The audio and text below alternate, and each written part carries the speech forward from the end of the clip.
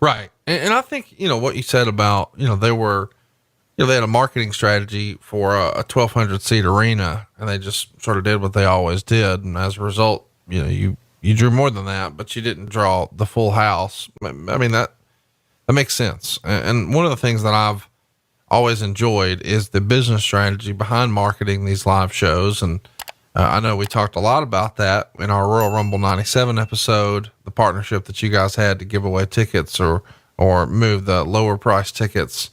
But one of the things that I found in the research here, this is according to the Observer, Domino's Pizza has bought a major corporate sponsorship rumored to be $250,000 for SummerSlam.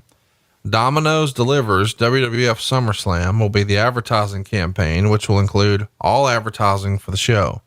The WWF will heavily plug Domino's throughout television in July and August on TV and on the pay-per-view show, constantly plugging that you should order pizza now. Domino's will have a SummerSlam box top on all pizzas delivered in July and August. And since the box tops are already produced, the main event advertised for the show will be Undertaker versus Undertaker. So forget the spoiler piece of that. Who put a deal like this together with Domino's? Because this is fascinating to me. Fucking huge. This was going to be our first, I don't even think we had a major sponsorship for WrestleMania yet at this point. And Jim Rothschild in the New York sales office, who was the vice president of sales in New York, great guy, had put this deal together. And it was a national sponsorship where Domino's would be tagged on everything. And I want to say that from the time that we started the promotion until SummerSlam was like something like 60 million impressions, which was unheard of because we put it everywhere. Right. I mean, we had it everywhere. So every time that Domino's logo came up, that's an impression.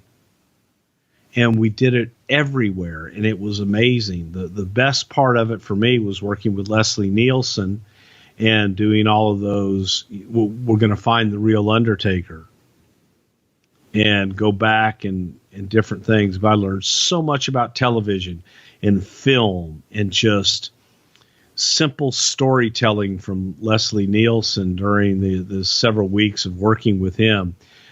Class act, class guy, but he was the spokesman for it as well on our side. So we had gone out and we'd gotten Leslie Nielsen to be the face of it. Domino's paid us, we paid Leslie Nielsen, and the promotion did gangbusters for us, just sheerly out of recognition, because every time that you got a Domino's pizza, you got that flyer right on top of your pizza for SummerSlam. And it started early. It started early before the damn match was even announced, I believe. And it was a hell of a promotion, but the most impressive thing of all was the way that we integrated Domino's into every single thing we did. We had them delivered at the announce desk. We did it everywhere. We went above and beyond to prove to potential sponsors, here's what our vehicle can deliver. This is what we can do for you. Now, you're going to pay for this, but we're going to over deliver and you're going to get this. I mean, it's a landmark deal for WWE. So finally, some good news. And we should mention that not too terribly long before King of the Ring, Bryan Lee debuts on TV as the evil Undertaker with the $1 Million Man. Of course, that's going to set up the eventual main event at SummerSlam 94. We've talked about that a little bit in the archives as well, but something else we've talked about a lot, but Lord, it's been a while. Meltzer would report in early June, Jerry Jarrett has moved back from Stamford, Connecticut to his home in Henderson, Tennessee. Quote, while he hasn't officially completely severed ties with the WWF, he is no longer part of the creative team. There are reports Jarrett is going to start a company that would lease jobbers to the major companies, so the jobbers would work for him and would save the company some liability when it comes to the legal hornet's nest that will be wide open if the Chuck Austin decision isn't reversed. Interesting idea, I suppose. Any comment to the report of him moving home finally? Well, Jerry was unhappy in Connecticut. Connecticut was unhappy in Jerry. And I believe that Jerry was very lonely in Connecticut without his wife. He wasn't getting home nearly enough. And it just wasn't for him. He didn't fit in. He did not. As I've said before, I'm trying to be nice. I didn't feel that Jerry was that creative in that environment, and it was not a good fit in any way, shape, or form. And the fact that Jerry Jarrett was never brought in to run the company, if Vince ended up going to jail, that was never ever the truth. That was never the intention. Jerry Jarrett was brought in to consult and to offer whatever advice that he could offer Vince on Sunday phone calls. We brought him in to try him out in the creative process and quickly realized that that was not a good fit. And Jerry went home. That's the extent. I mean, when you boil it all down to Jerry Jarrett's involvement in his WWE career, that's it. That's it. There, the end.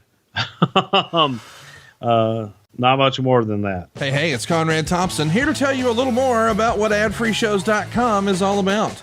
Get early, ad-free access to more than a dozen of your favorite wrestling podcasts every single week, starting at just $9.